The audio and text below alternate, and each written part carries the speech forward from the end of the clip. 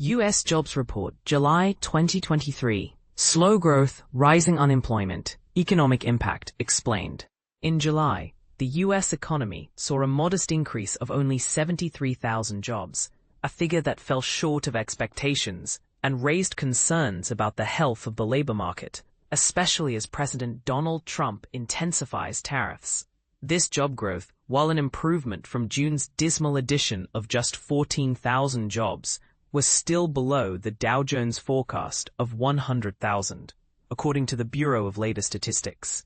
Notably, the job totals for both June and May were significantly revised downward, with a total reduction of 258,000 jobs from earlier reports. Simultaneously, the unemployment rate edged up to 4.2%, aligning with predictions.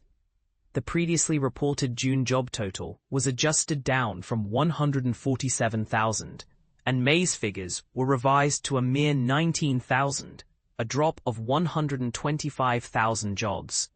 Following this news, stock market futures took a hit, and Treasury yields also fell sharply. Heather Long, the chief economist at Navy Federal Credit Union, described the report as a game-changer, indicating a rapid deterioration in the labor market. This disappointing report, particularly the substantial revisions, may prompt the Federal Reserve to consider lowering interest rates in their upcoming September meeting. In fact, futures traders have increased the likelihood of a rate cut to 75.5%, up from 40% just a day prior, as per CME Group data. Luke Tilley, chief economist at Wilmington Trust, remarked, "This is the slowdown that we've been anticipating. Companies are grappling with a new cost structure, which is leading them to pause on hiring." The job growth in July was largely driven by the healthcare sector, which added 55,000 jobs, continuing its strong recovery post-COVID.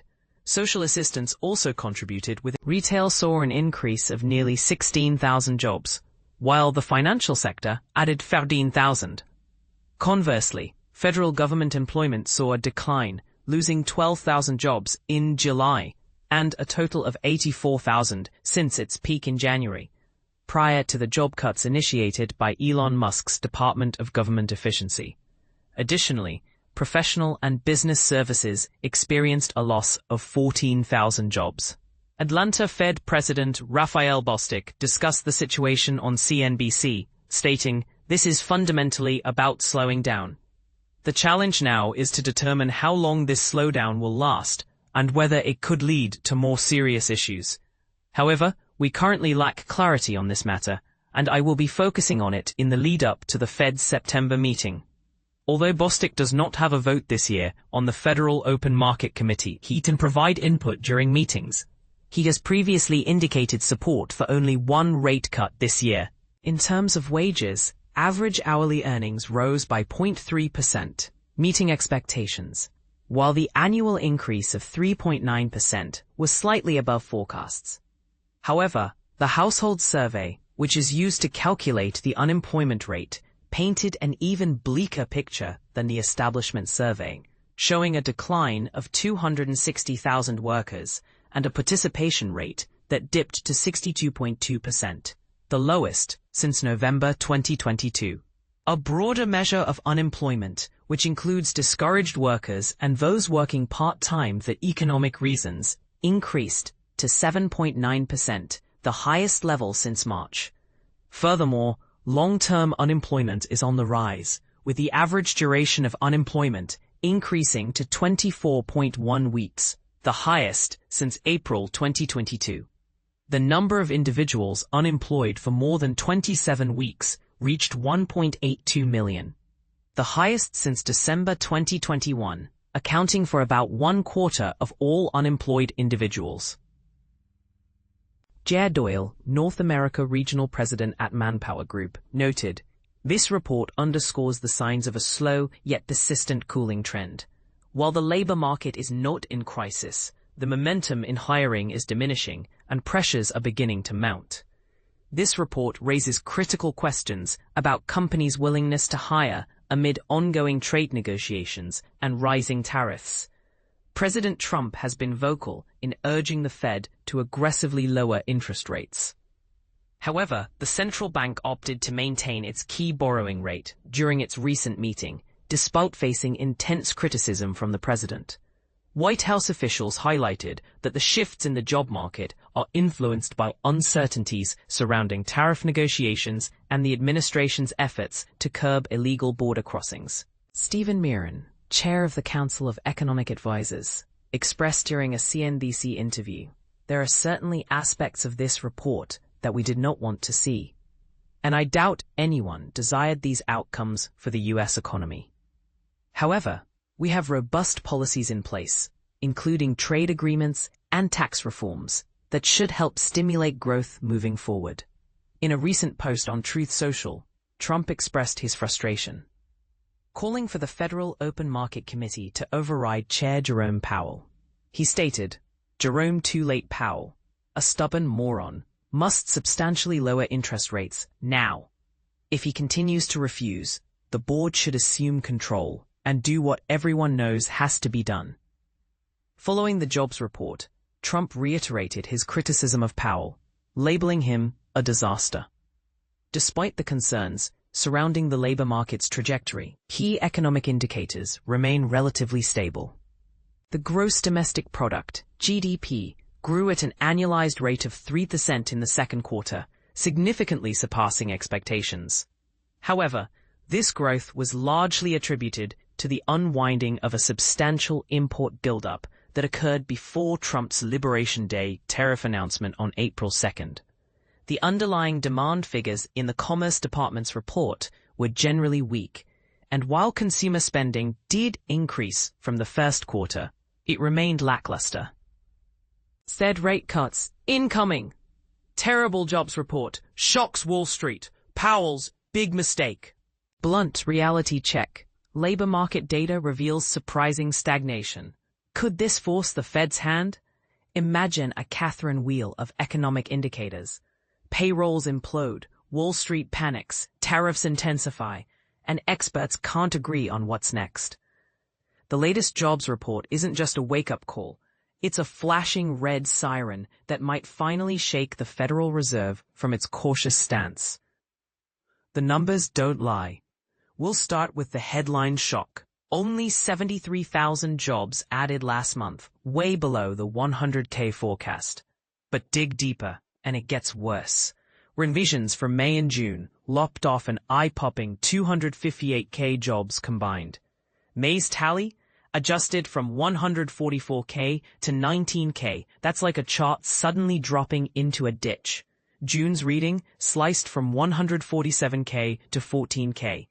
The 3-month average now hovers at a meager 35K, a stark reversal from earlier resilience. A leadership crisis. 24 hours after the report dropped, President Donald Trump took direct action. He sacked Erica McIntyre, head of the Bureau of Labor Statistics. The ink wasn't dry before Eric Pachman of Ban Creek Capital Advisors questioned the validity of even July's data. How reliable is this metrics if entire months have been retroactively rewritten? Wall Street's jitters shouldn't surprise you. Stick around. FedWatch. Could September become rate cut month? Chatter rose like wildfire after the data. Powell is going to regret holding rates steady this week, warned Jamie Cox from Harris Financial Group, boldly predicting a 50 BP cut by September. Meanwhile, markets bet big on slashing rates. The S&P 500 plunged 1.6%, Nasdaq tumbled 2.2%, and yields dove, with the 10-year Treasury dropping 15 BP overnight. Talk about a confidence vibe switcheroo. Unraveling the puzzle. Buried beneath the headlines, wages still rise robustly, jobless claims remain stable, and while unemployment ticked up to 4.2%, it's more nuanced.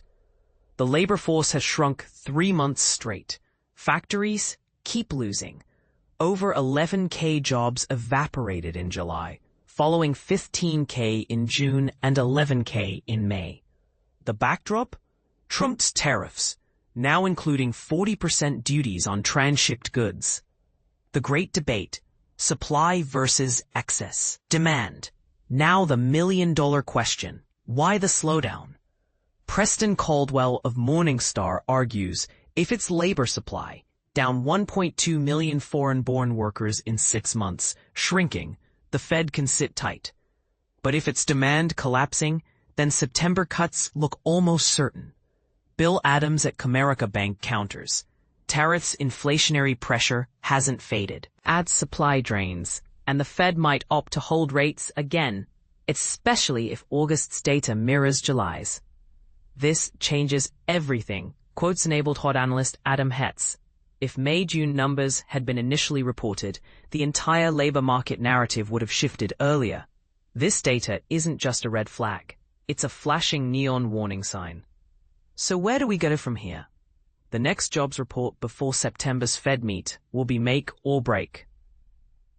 Will Powell heed the market's plunge into rate cut expectations or stick to his eyes on tariffs script? But here's where the real drama begins. Trump continues demanding rate cuts, risking a clash with the Fed's independence.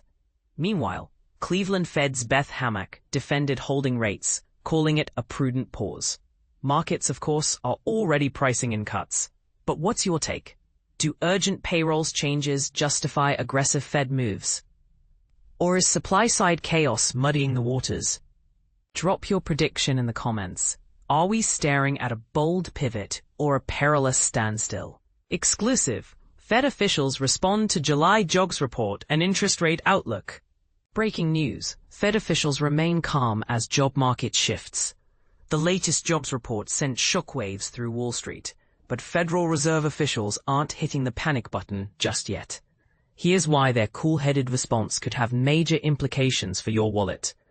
Last month's employment data threw financial markets into a tizzy, with many analysts suddenly predicting the Fed would slash interest rates at their September meeting. But hold on, this story isn't as simple as the headlines make it seem.